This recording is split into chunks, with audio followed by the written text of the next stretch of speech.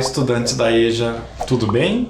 Eu espero que vocês estejam bem, espero que estejam se cuidando e espero que estejam acompanhando muito bem as nossas aulas. Já pegaram o caderno de vocês para fazerem as anotações? Vamos lá! Hoje temos mais uma aula de Geografia. Eu sou o professor Juliano. Vamos começar a nossa aula, como sempre fazemos, por uma breve revisão dos conteúdos abordados nos últimos encontros. Vamos lá?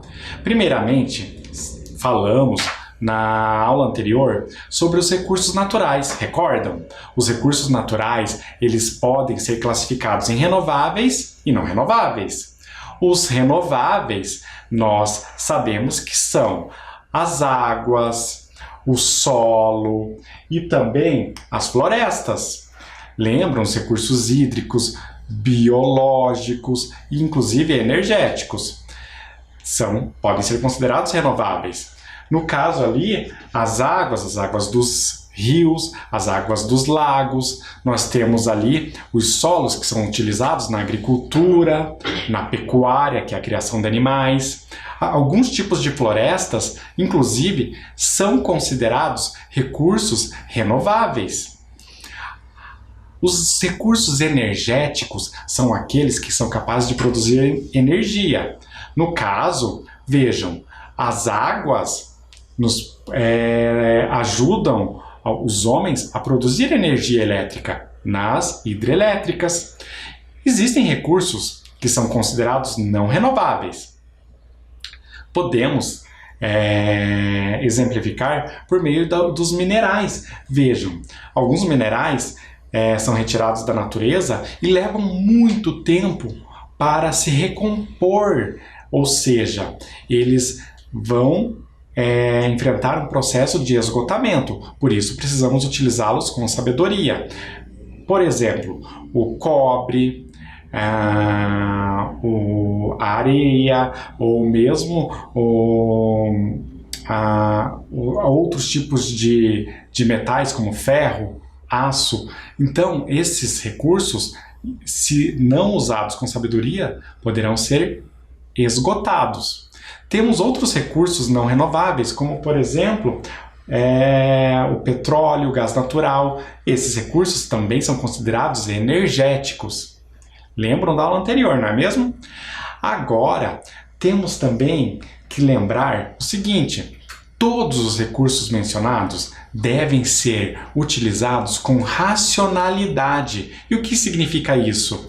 Significa a nossa capacidade de pensar, ou seja, precisamos pensar, refletir sobre como iremos utilizar esses recursos naturais, certo?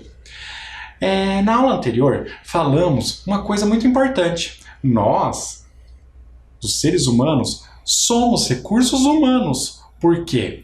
Porque nós também fazemos parte da natureza e utilizamos os nossos conhecimentos, ou seja, as técnicas, para utilizar esses recursos naturais. Vejam, por exemplo, o agricultor. O agricultor, ele vai utilizar a técnica de como cultivar o solo para dele retirar, os seus produtos, como, por exemplo, os mais diversos tipos de culturas, arroz, feijão, laranja, seja lá o que for. Nós temos diversas opções, Também, na aula anterior, falamos sobre a diferença entre técnica e tecnologia. Recordam?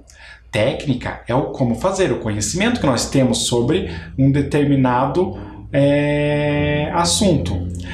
A tecnologia é justamente o acúmulo desses conhecimentos. Por isso, na tela de vocês podem verificar.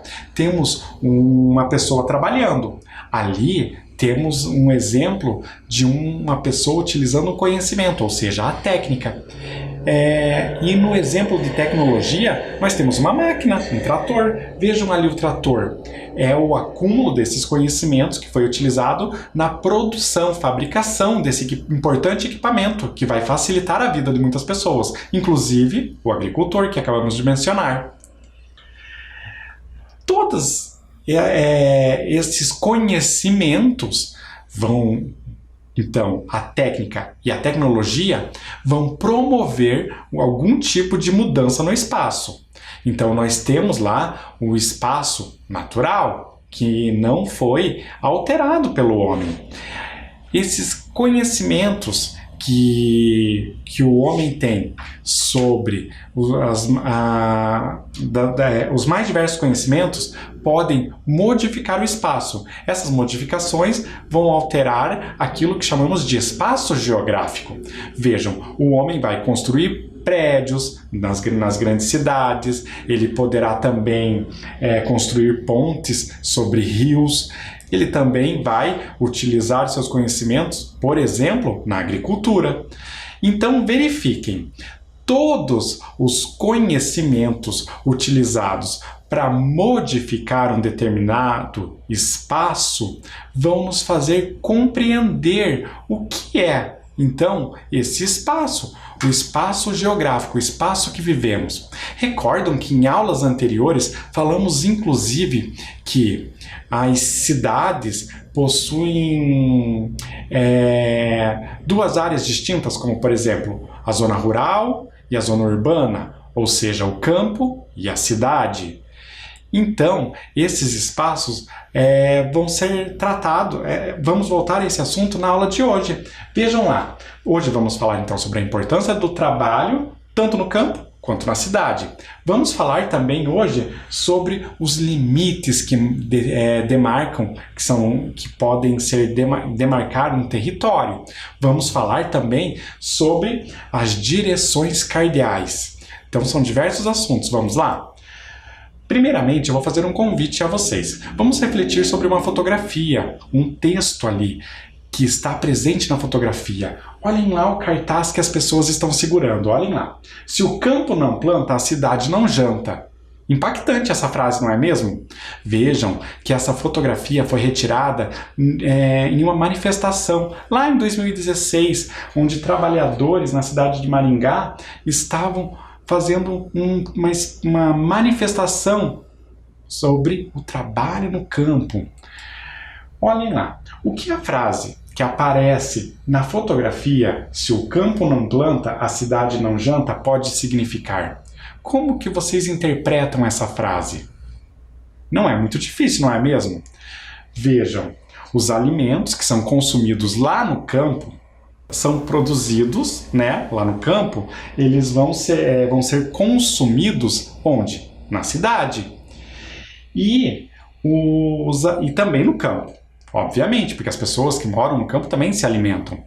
E também sabemos que os alimentos que são produzidos no campo passam por um processo de industrialização.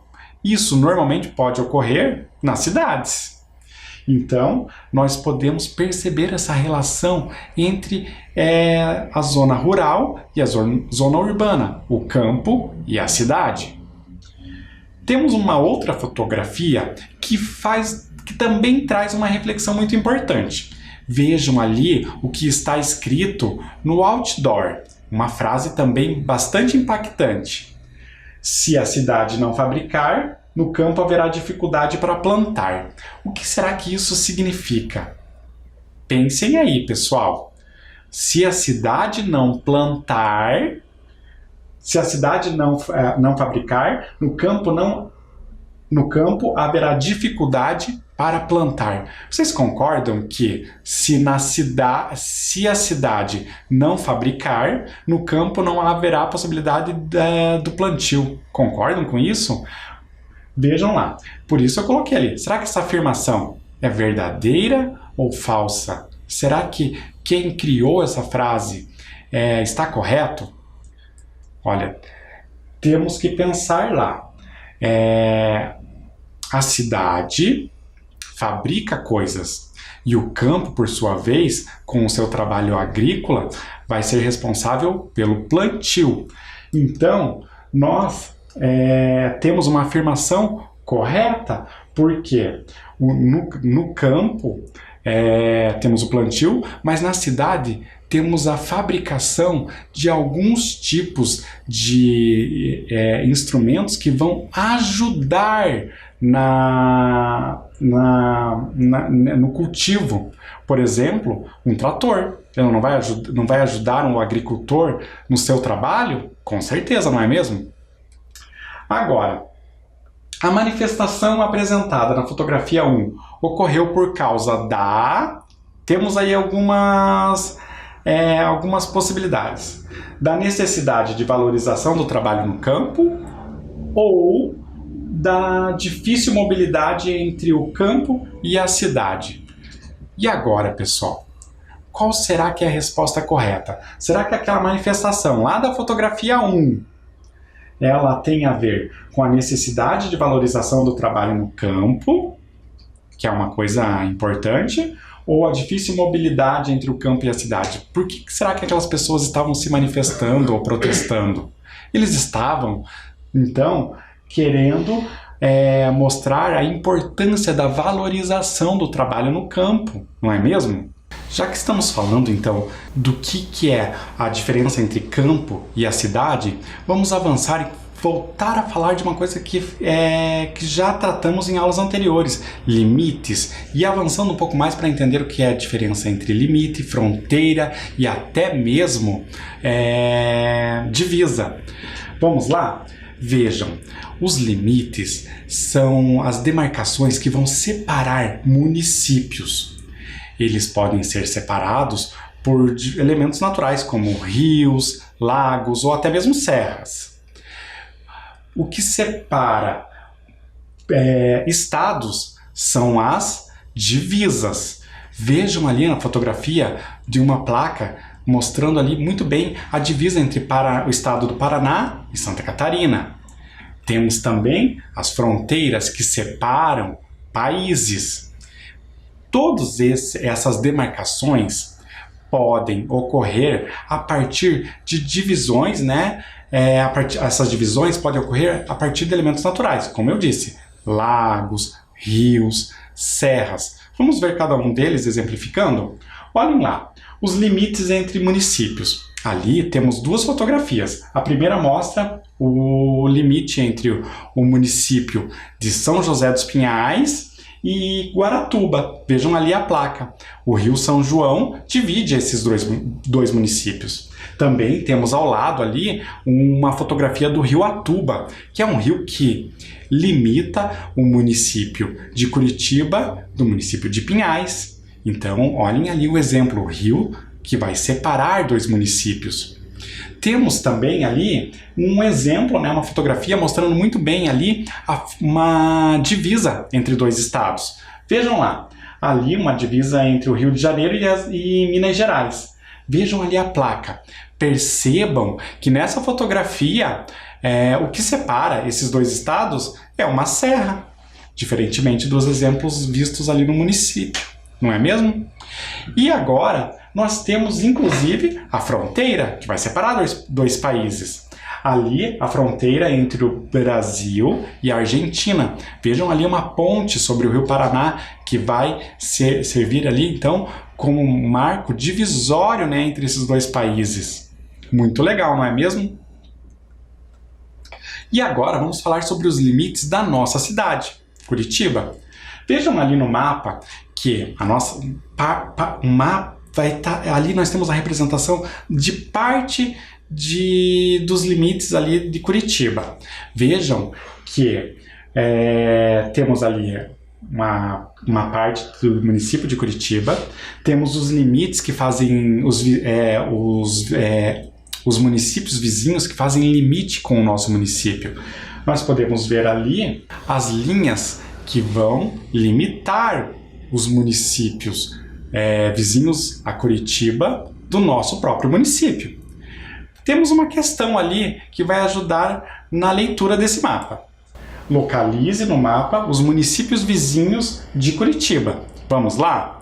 Não é muito difícil, pessoal. Olhem lá. Nós temos ali Campo Magro.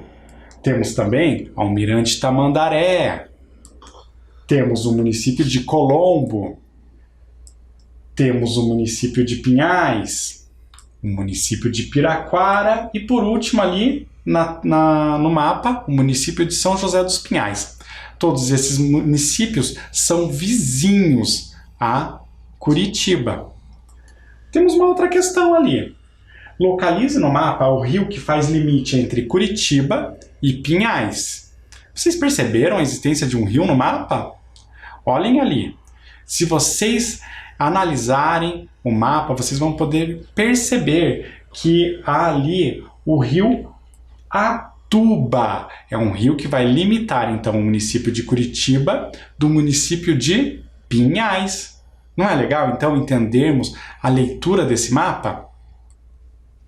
Agora, qual o significado do elemento em destaque? Vejam aí na tela de vocês. Tem um elemento ali que está destacado. Vocês sabem o que significa esse elemento e como que ele ajuda na leitura do mapa? Ele é um instrumento de orientação, pessoal, e ajuda a todos nós a nos orientarmos no espaço. É a rosa dos ventos. Vejam ali a fotografia, a ilustração na tela de vocês. Vocês podem perceber que é uma pessoa, não é? Essa pessoa está com os braços abertos e com o braço direito apontado para o sol, não é mesmo? Então, o braço esquerdo dessa pessoa está na direção contrária do sol e algo está à frente dessa pessoa, e algo atrás. Então, essas são as direções. O sol nasce no leste, então nós chamamos de nascente.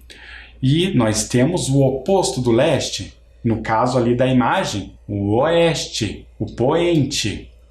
O que está à frente da pessoa lá é o norte, e o que está às suas costas, o sul. Vejam, essa mesma leitura nós podemos fazer por meio diretamente na imagem da rosa dos ventos. Vejam ali as direções que ela nos apresenta. Olhem lá. Essas direções são chamadas de pontos cardeais. Vejam lá. Na parte que aponta mais acima lá da imagem, temos o norte, representado pela letra N. No extremo abaixo, temos o sul. Na lateral ali, onde a pessoa anteriormente estava apontando para o sol, temos o leste, a direção do nascente. E do outro lado temos o oeste. Vejam que esses são os pontos cardeais, mas também temos os pontos colaterais. Tenho certeza que vocês já viram isso em alguns textos. Entre o norte e o leste, nós temos o nordeste. Entre o leste e o sul, temos o sudeste. Entre o sul e o oeste, nós temos o sudoeste. Entre o oeste e o norte, nós temos o noroeste. Então, esses pontos são chamados de pontos colaterais, porque eles são intermediários aos pontos cardeais. A rosa dos ventos vai nos ajudar a compreender as direções, a orientação que nós podemos tomar no espaço, certo?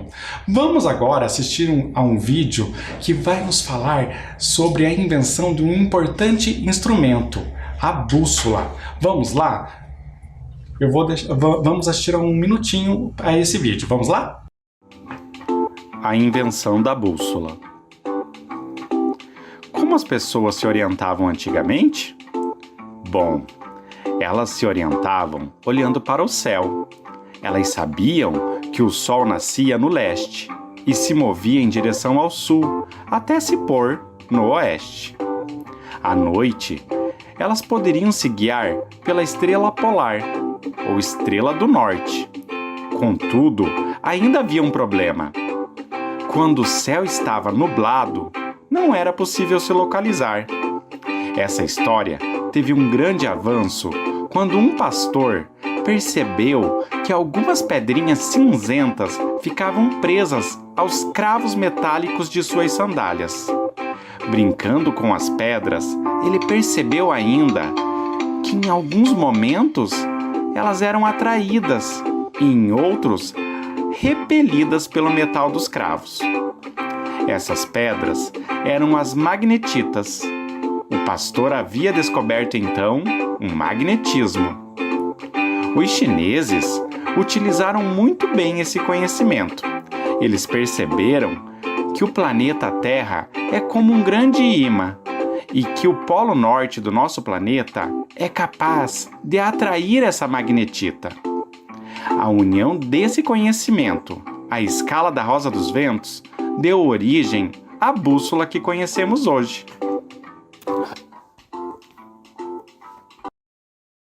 E aí? Muito legal saber a história da bússola, né? E quanto ela é importante quanto ela foi importante em alguns momentos, como por exemplo na época das grandes navegações, para orientar as pessoas. Imagine como era você viajar com um navio sem ter um instrumento que colaborasse nessa orientação. Agora, que nós falamos um pouco sobre essas direções, vamos fazer um exercício. Vamos lá? Vamos resolver esse exercício juntos. Vejam lá. Considere que o Sol nasce atrás do passeio público. Então, ali vocês sabem que a informação já foi dada. Você vai considerar que o Sol nasce atrás do passeio público, no leste. Agora a pergunta: o que está na direção norte? Vejam, lembram daquela imagem da pessoa apontando o braço direito para o leste? Então, agora vocês vão ter que fazer a mesma coisa. Se vocês apontarem o braço direito para o passeio público, o que está na direção norte? Recordam qual era a direção norte? Então, a direção norte está no Memorial Árabe, a biblioteca que está representada ali na imagem. Então, a direção norte estaria à sua frente, se você colocasse o braço na mesma direção do passeio público, né? Na direção leste. Uma outra pergunta ali. Considerando então que o Sol nasce lá no passeio público, né, no leste, o que está na direção oeste? Agora ficou fácil, não é mesmo? Então você sabe que se o seu braço direito está apontado para o leste, o braço esquerdo automaticamente está apontado para o oeste. Olhem lá, na banca de revistas. Não ficou muito difícil de responder esse exercício, não é mesmo? Agora, eu quero que vocês peguem o caderno de vocês, porque nós vamos escrever. Vamos lá? Coloquem a data, porque temos um exercício. Partindo desse mesmo assunto, eu gostaria que vocês copiassem o enunciado. Complete a ilustração com os pontos cardeais. Vejam, há uma moça ali na imagem, ela está de costas para nós. Ela está com um braço, que é o direito, apontando na direção do Sol, ou seja, na direção do nascente. Tem uma direção que recebe esse nome, não é mesmo? Onde que o Sol nasce. E com o braço esquerdo na direção oposta.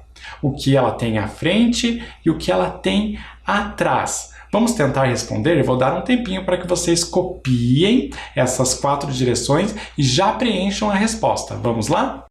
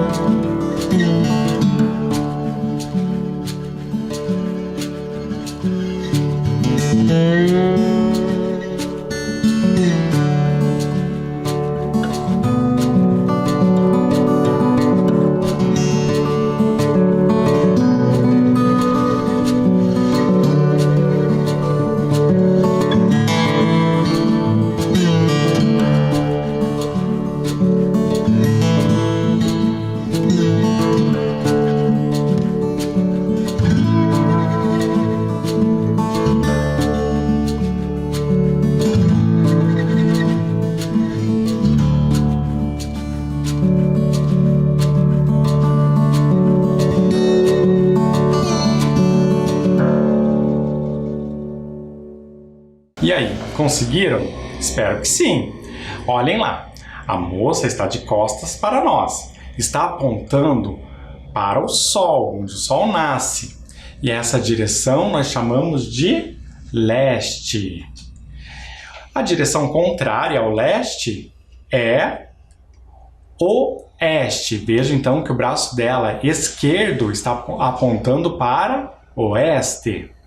E o que a moça tem à frente? Qual é a direção? O norte, não é mesmo?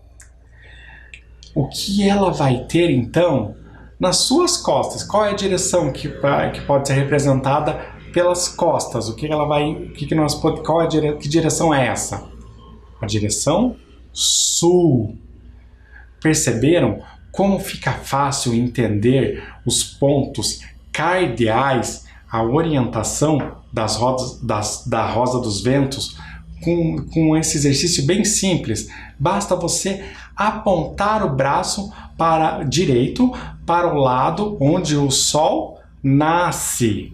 E ali você vai conseguir definir as demais direções, onde está o oeste, o norte e o sul. Mas para isso você sempre tem que fazer esse exercício, apontar o braço direito em direção ao lado que o Sol nasce. Ok, pessoal? Vamos para o próximo exercício. Eu acho que vocês conseguiram copiar, não é mesmo? Vamos para o próximo exercício. Olhem lá. Número 2. Sobre a bússola, copie somente as afirmações verdadeiras. Recordam do vídeo da bússola, não é mesmo? Lembram que o vídeo foi bem esclarecedor sobre quem criou a bússola e também como que foram as primeiras ideias, né, referenciais sobre ela. Então, vocês têm ali 4 frases e vocês só vão registrar aquelas que estão de acordo com a invenção desse importante instrumento. Vamos lá? Eu vou dar um tempinho para que vocês registrem um enunciado, copiem um enunciado e já tentem responder o exercício. Vamos lá?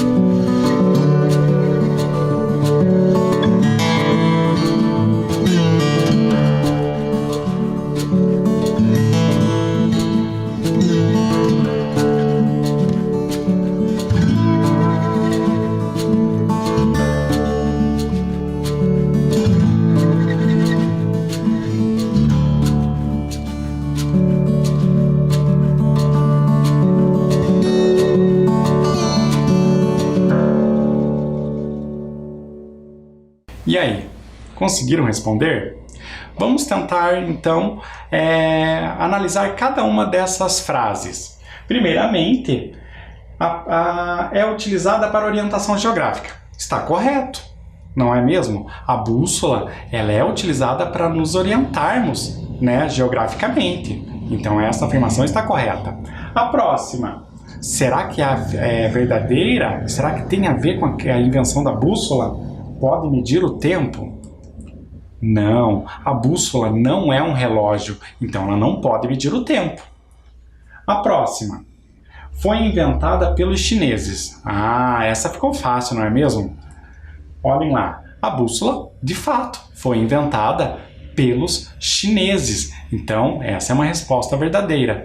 Será que a última frase tem a ver com a invenção da bússola? Vamos lá?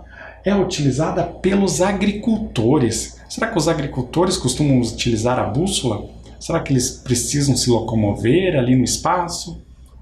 Ou pelo menos essa informação que foi anunciada no texto? No vídeo, perdão?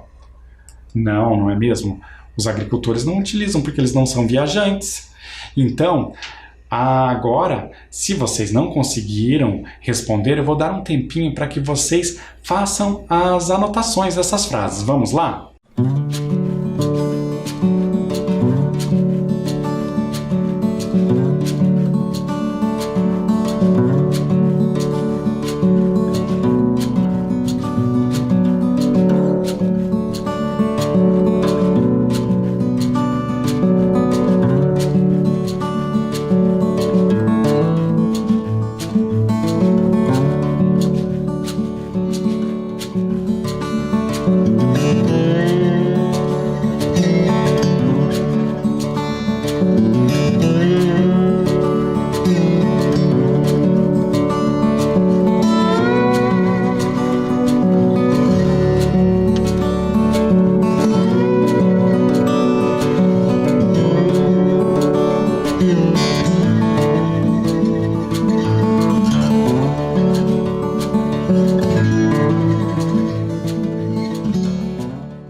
E aí, registraram? Espero que sim. Vamos para o próximo exercício. Complete as frases com as palavras do quadro. Vejam lá. Falando então sobre limites, fronteiras e divisas, vocês vão ter agora que tentar analisar e já completar o exercício. Olhem lá. O rio Atuba marca o entre Curitiba e Pinhais. Vamos lá. Qual palavra você vai poder usar? Letra B. É o que separa dois estados. Qual será que é a palavra ali que pode ser utilizada para separar dois estados? E por último, o rio Paraná demarca a entre o Brasil e Paraguai. Então agora eu vou dar um tempinho para que vocês copiem e já tentem ir respondendo essa questão. Vamos lá?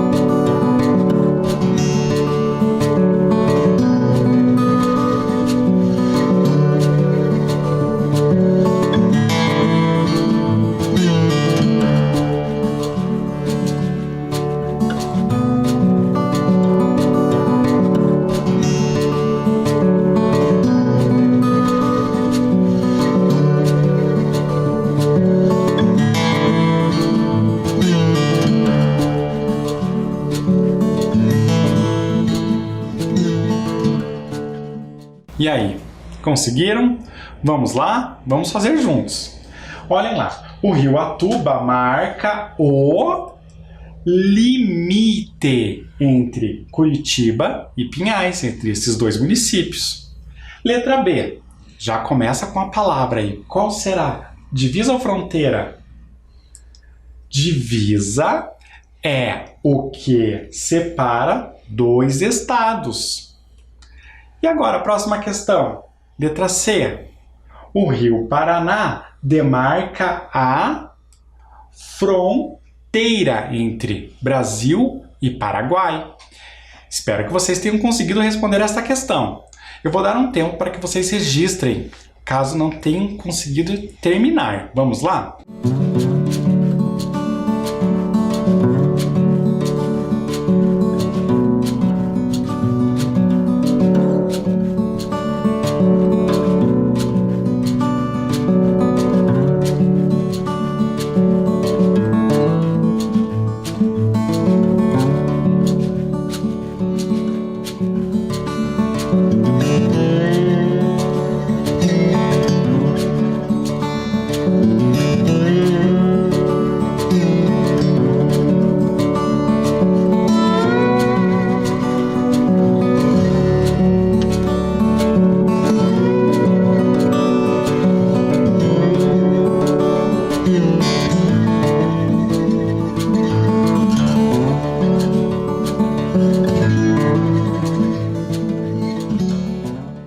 E aí, conseguiram responder ao exercício? Espero que sim!